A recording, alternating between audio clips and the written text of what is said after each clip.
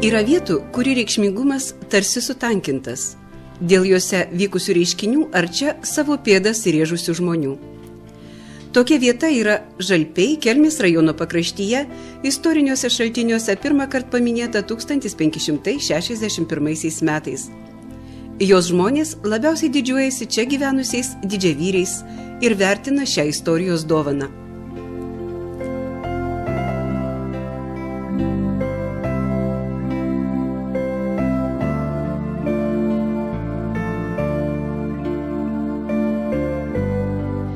Iškilus paties sukurtas antkapinis paminklas Žalpių kapinėse saugo čia gimusio ir čia palaidoto Jono Karalevičiaus, garsaus Lietuvoje, Lenkijoje, Ukrainoje, Latvijoje, vargonų ir kitų muzikos instrumentų meistro, sklandytuvų konstruktoriaus atminimą. Žalpiai didžiuojasi garsia Ralių giminė. Vienas jų, Kazimieras Ralys, knygnešys, literatas, steigiamojo Seimo narys. Kitas, Jeronimas Ralys, gydytojas, vertėjas ir žurnalistas, nesukaupęs brangių turtų, bet palikęs Lietuvai išverstus Homero šedevrus, savo gyvenimą skyręs tėvynei ir jos žmonėms. Žvilgsniu atkeliavome į buvusios mokyklos pastatą, kurios statybą kadaise rūpinosi Kazimieras Ralys. Dabar čia Žalpių krašto muziejus. Jį įkurti buvo pirmasis 2005-aisiais susibūrusios Žalpių kaimo bendruomenės uždavinys. Kelmės krašto muziejaus pagalba įrengtos ekspozicijos Jeronimui Raliui. Eksponuojami išlikę daiktai, knygos. Garbioje vietoje Homero Odisėja ir Iliada, kurias Jeronimas Ralys išvertė iš senovės graikų kalbos. Kita ekspozicija pasakoja apie Joną Karalevičių, jo kūrinius, šeimą. Trečioji apie Kazimierą Ralį. Visi šie vyrai garsus ir kitose vietose, kur jų gyventa, bet čia jų šaknys. Tad ir dalis jų šlovingo gyvenimo priklauso Žalpiams, kurių dabartinę kartą paskatino kelti praeitį ir ją branginti. Mes dar turim vieną patalpą, jinai yra tuščia ir mes tokią mintį brandinam, kad toje trečioje patalpoje viskas su mokykla, kas yra susiję. Nes kadangi vis tik tai čia buvo mokykla ir Kazimiero Ralio iniciatyva jį buvo statyta, turime seną suolą susiradę, pasidėję, ir žurnalus, ir nuotraukų pasirinkę iš senesnių gyventojų, kur dar Žalpiuose lankė pradinę mokyklą. Visi Žalpiuose, kurie gimė, kurie auga, tai jie lankė šitą Žalpių mokyklą ir jiems tai yra aktualu, jiems tai yra prisiminimas. Ir mes kaip prieš 3 metus irgi buvome parengę rajoninio savivaldybėje projektą ir lankėmės pas senų žmonių. Mes rinkome senas nuotraukas ir darėme tokią parodą. Tai labai daug žmonės šiltais žodžiais prisimena mokyklinius laikus, kaip jie eidavo į mokyklą, kaip praleisdavo ten laiką, kaip jie mokinosi, prisimena apie mokytojus. Ir mes dar tuo kartą, kai lankėmės, užsirašinėjom kelis prisiminimus, bet dar yra mintyse, taip planuose, kad aplankyti, kad suspėtumėm pas tuos senus žmonės, kad nenaitų užmiršti, o mes kažką dar paliktumėm ir ateinančiom kartom. Žmonėms reikia šiltų ir jaukių namų, kuriuose būtų gera drauge. Rodos netaip seniai bendruomenės dar tik būrėsi, bet jos sugebėjo žengti svarbius ir tvirtus žingsnius.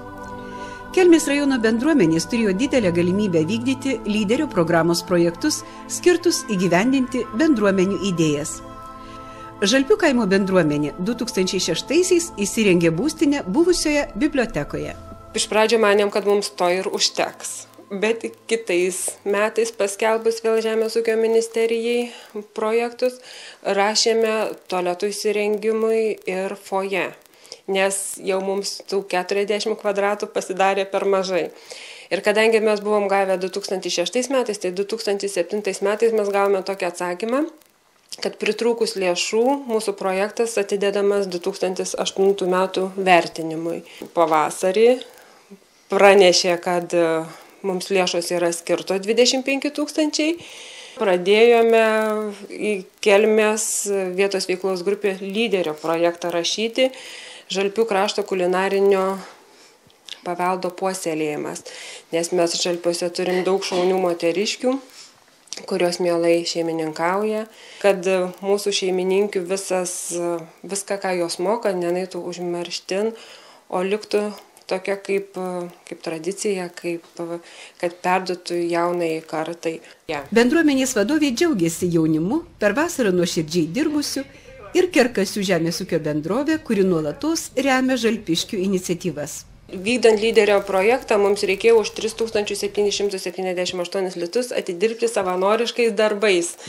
Ir pirmieji į šitą tokį prašymą tai atsiliepė Žalpių jaunimas. Jie tikrai šaunuoliai, čia negailėdami savo jėgų nei laiko, pusę vasaros tose patalpose pradirbo. Turiu pasidžiaugti jaunimu, kad bet kada į jį gali kreiptis ir jisai padės. Seniūnas labai padėjo ir mes netgi buvom sulaukę ne tik seniūno, bet ir dar iš seniūnijos dirbančiųjų pagalbos įsirenginėjant va šitą projektą. O taip tai pagrindinis rėmėjas tai yra Kerkasių žemės ūkio bendrovės vadovas Ildefontas Petkevičius su savo dirbančiaisiais vyrais, be kurių mes tikrai nieko nepasidarytumėm.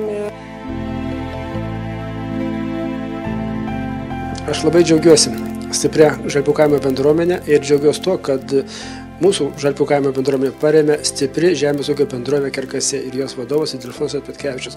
Nes be pagalbos finansinės, be paramos moralinės ir materialinės nebūtų mūsų to projektukų buvę. Galbūt ir buvę, bet galbūt sunkesnis darbas, nes ir lėšų, ir patarimai, ir transporto pagalba, tai daug ką padeda.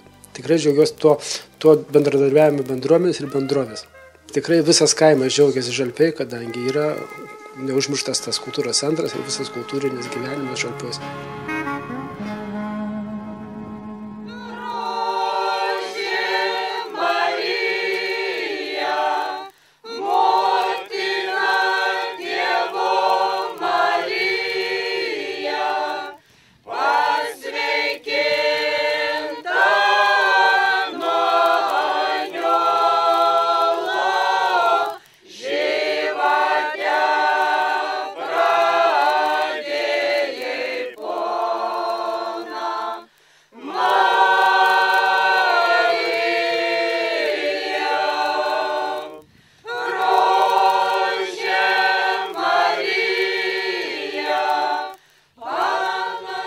Žalpiškiai kažką savyje turi ir tai ne dabar iš kažkur paimta, bet manau, kad tai atėję iš vaikystės, iš jaunystės. Jie gieda, dainuoja nuo pat mažiukų.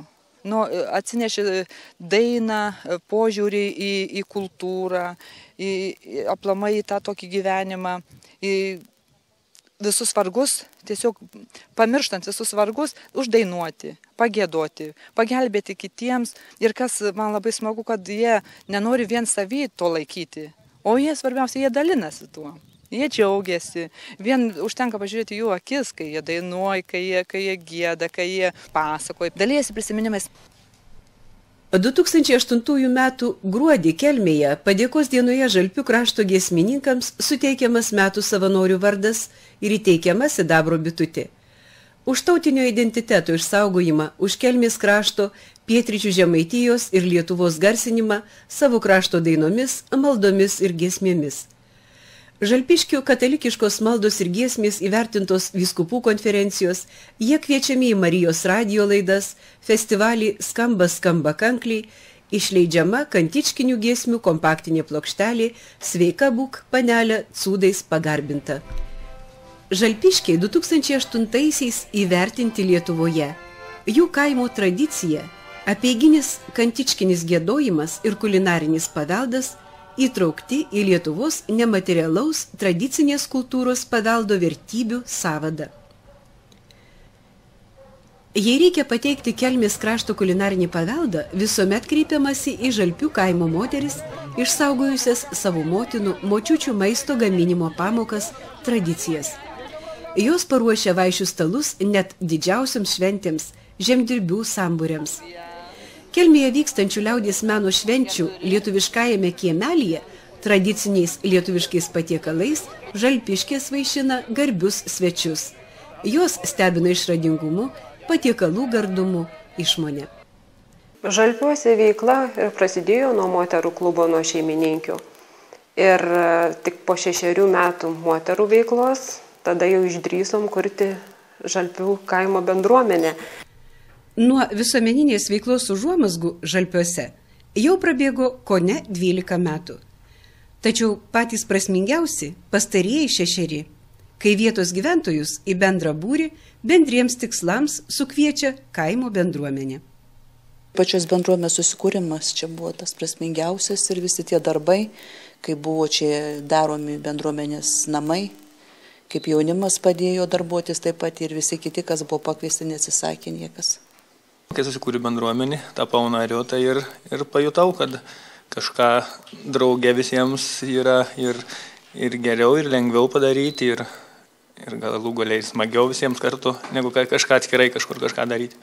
Yra kur išeiti, yra ką nuveikti, o būtų vien namuose užsidarius, neįdomu, liūdna. Žalpių miestelis, pagyvėjęs 450 metų jubiliejaus proga, atrodė džiugiai ir šventiškai. Šią nuotaiką skleidė ne tik gausiai besirenkantys svečiai ir vietiniai, bet ir jų giedri veidai pradžiugę dėl tokios iškilios progos ir dėl galimybės sutikti čia mielų ir išsiilgtų žmonių. Gi toks jubiliejus tikrai istorinis, o ir galimybė pasimatyti per tradicinius Loskavos atlaidus taipogi pasitaiko tik kartą per metus. Tad šis gausus sambūris tai įrodymas, kad žalpiškiai ar čia kada gyvenę žmonės šią vietą mylėjo ir myli, ją gerbė ir jos ilgisi. Šitas mielas kampelis turi be galo daug gerų žmonių. Tai yra, kad ir nuošalus kaimas, bet jis yra, galima sakyti, nepaprastas kaimas. Žmonių gerumas, nuoširdumas, kuris mane išmokė dirbti, kuriame galiu lenkti savo tikrai galvą kiekvienam įėjus į trobą, nes kiekvienoj trobeliai jausdavau tik gėrį. Ir atvažiavusi šiandien einu per Žalpius, iškėlusi galvą ir didžiuojuos, kai jie dar tik gyvuoja. Yra smagu sutikti tas pačius veidus, tas geras akis. Švenčiausiosios Marijos mergelės maloningosios atlaidai, dar vadinami Loskava, nesutalpino visų atvykusių į miestelio bažnyčią, kur šventąsias mišias aukojo buvęs Žalpių, o dabar Betygalos klebonas Viktoras Aukštakalnis. 450 metų jubiliejus tai reikšminga proga ypatingiems, tam skirtiems įvykiams ar ženklams. Galvojant apie tai, buvo sukurta ir pagaminta Žalpių vėliava, kurios autorius kelmiškis Andrius Seselskis. Bažnyčios siluetas žalsvame fone, tekanti upelė, tai labiausiai Žalpius charakterizuojantys simboliai, išdabinti lietuviškumo ženklu rūtų šakelėmis. Šventinu šią vėliavą vardan Dievo Tėvo ir Sūnaus ir Šventosios Dvasios.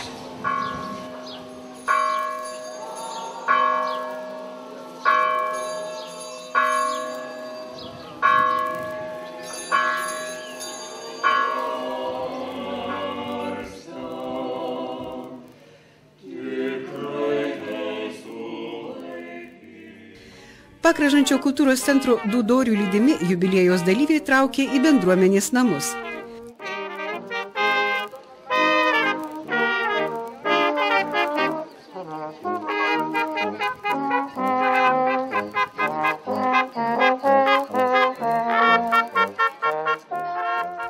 Čia iš Žalpių kilęs žurnalistas Bronislavas Klimašauskas susirinkusiems priminė išsame Žalpių miestelio pirmą kartą rašytiniuose šaltiniuose Viduklės teismo aktuose paminėta prieš 450 metų istoriją. Turėjo ką prisiminti, apie ką kalbėti jubiliejaus dieną žalpiškiai ir Žalpių svečiai. Nes daug įvykių nutekėjo gyvenimo upėmis.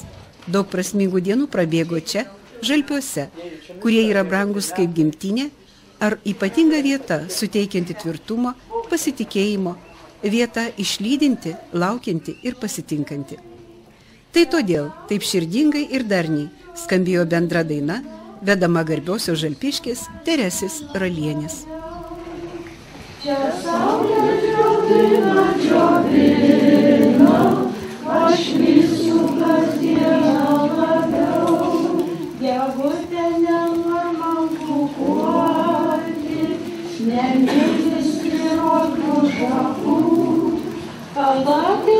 šičia atskrenda, kukuojant medžių kitų.